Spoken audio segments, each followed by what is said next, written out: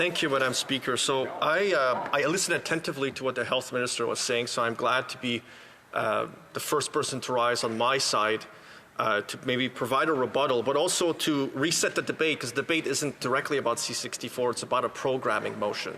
And so when I listened to the Minister speak, I also had the time to compare to his speech that he gave at second reading. And the same three anecdotes he raised today, he raised then.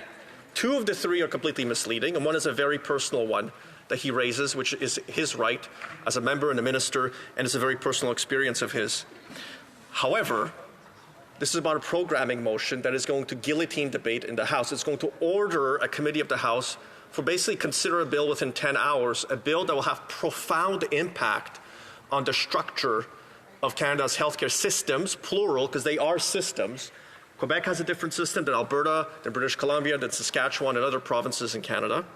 And we know from much research that's already been done both by CIHI, by the Conference Board of Canada, by Statistics Canada, and by CLHIA, which is the Life Insurance Trade Association, that 97.2% of Canadians already have access or are eligible for access to an insurance benefit plan of some sort. I know in my home province we have Blue Cross, which is usually the insurer of last resort that provides a lot of the services that the Minister talked about. The worst part of all is we're programming a committee of the House's work for what essentially amounts to a pamphlet of legislation. The Minister talked about finding common ground and finding solution. I've also heard other members of Parliament talk about how important committee work is to them. Well, now we're basically guillotining and gag ordering a specific committee of the House, the Standing Committee on Health, to do its work in 10 hours. And that's why I asked the question to the Health Minister on why he felt the need to exclude himself from having to come and testify before the Health Committee. You would think, and I would think too, Madam Speaker, that he would put himself before the members there and answer all of their questions on the reasoning behind C-64, the wisdom of it, because it is not a national pharmacare plan. That is not what it does. It covers two areas, very small areas of medicine.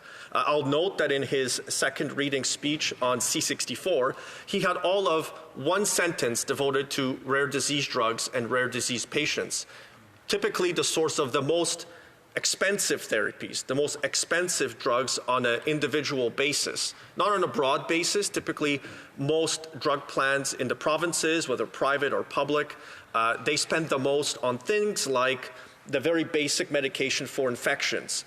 Those are the medications like amoxicillin or penicillin and variations thereof are the ones that are quite expensive because people get a lot of infections. So it's just a question of volume in those situations. But there's a lot of medication out there that is expensive because it's brand new. It's the first time it's coming onto the market. Recently I learned about a new oncology drug that is going to be made available in the United States, but it's like cutting-edge specialized medicine made for the individual patient.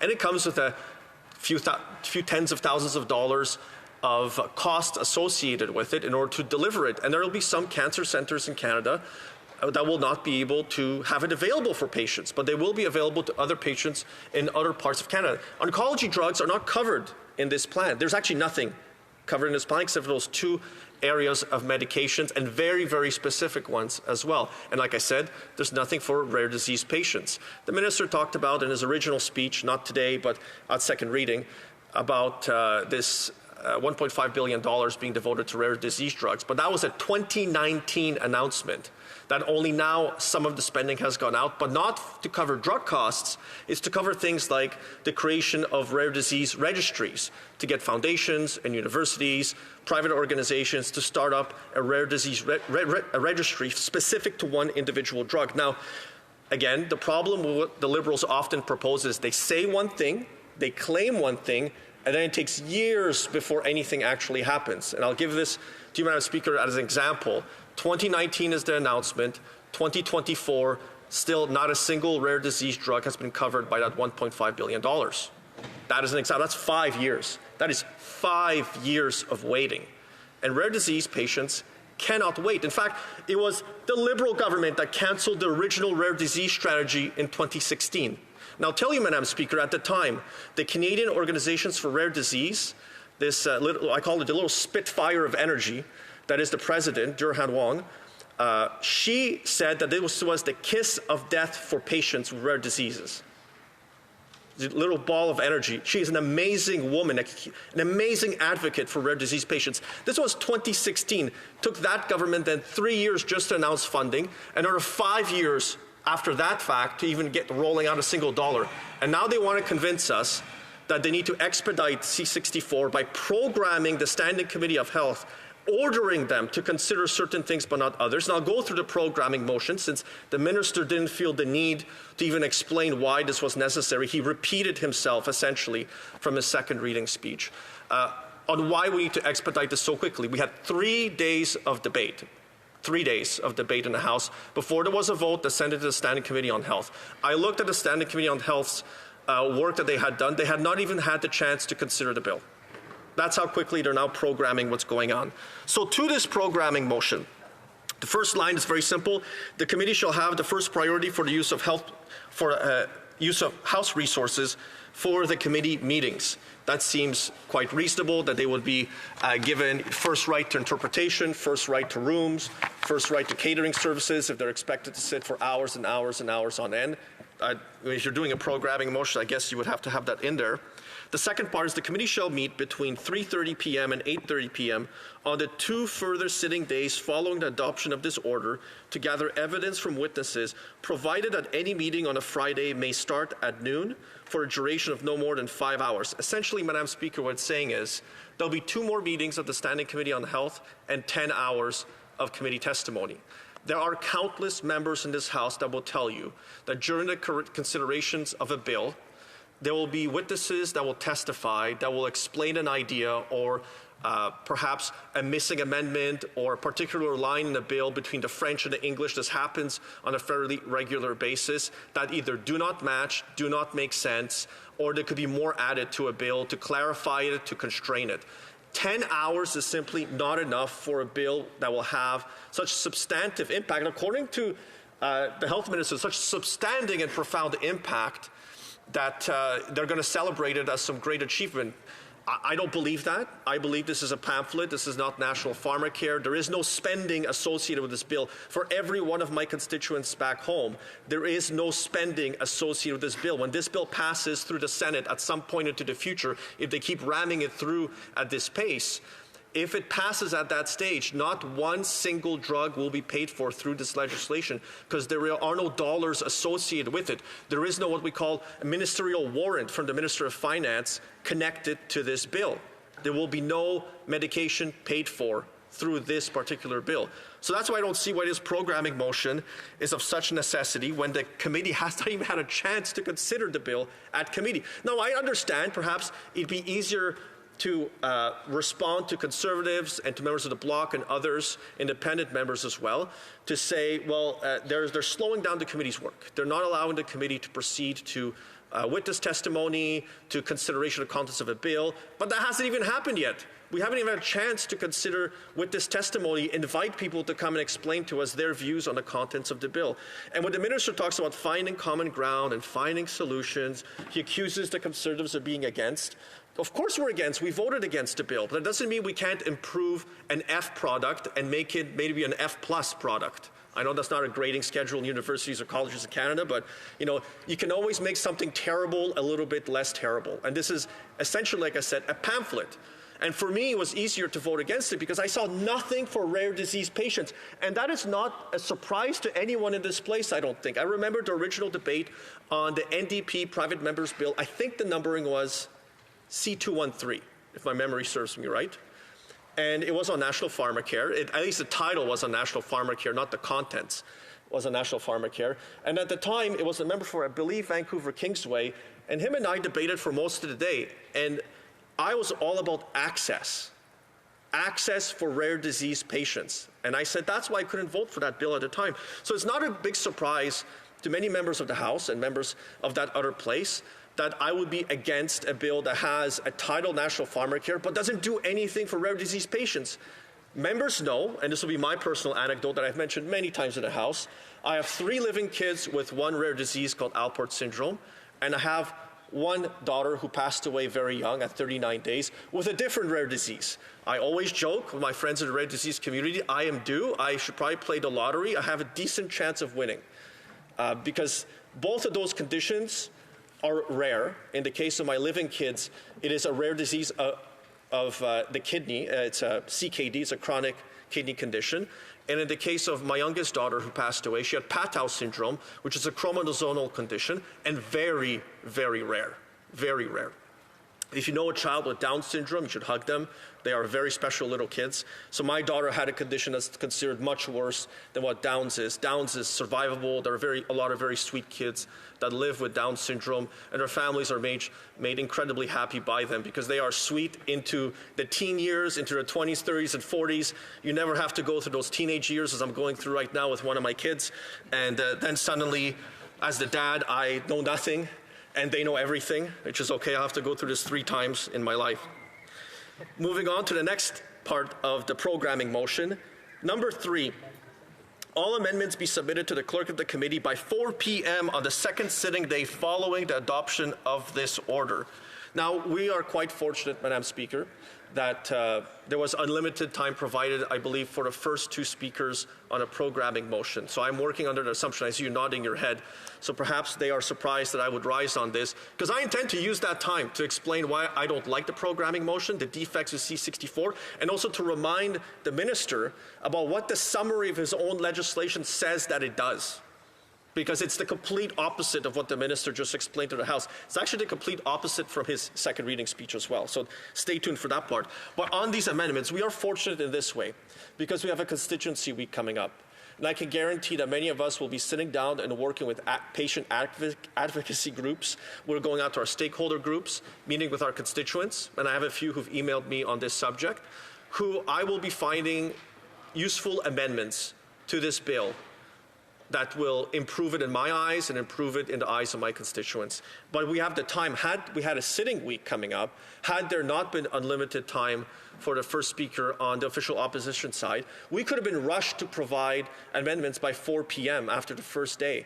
Now, that is an incredibly low amount of time in consideration. This first came to the House February 29th, and then the last vote was on April 16th before it was sent to the committee. So, doing a programming motion like this, a gag order to the committee, is wrong. I don't agree with them. I believe I voted against nearly all of them that ever come to the House. This is the same government, and I believe that the health minister was also the House leader. At one point when there was motion 16 being moved to the House, there was also a previous one, I believe it was the member for Waterloo, who moved motion 6 that would have programmed how committees work in the standing orders forevermore through the Houses. So I can't base our opposition or our support for any particular motions and programming motions on good faith coming from that side, because I simply don't believe the cabinet, the front benchers, I don't believe them. There are many good-hearted backbenchers in the Liberal benches, Madam Speaker, as you know, and they are easier to work with, I find, than the front bench. The front bench, I just do not trust, and I don't trust them to do the right thing for Canadians. In fact, Canadians don't trust them. If you look at the polls, there's about a 20-point disparity, depending on which poll you consider, between what the government is polling at and what the official opposition is polling at. So, moving on to point number 4, because I put myself an asterisk here. Amendment filed by independent members shall be deemed to have been proposed during the clause-by-clause consideration of the bill. I actually don't have a problem with that. Independent members should be treated like every other member of the House, especially during considerations of bills. And now it comes to the next one, number 5. And this gets quite technical. The committee shall meet at 3:30 p.m. on the third sitting day following the adoption of this order to consider this bill at clause by clause, or noon if on a Friday.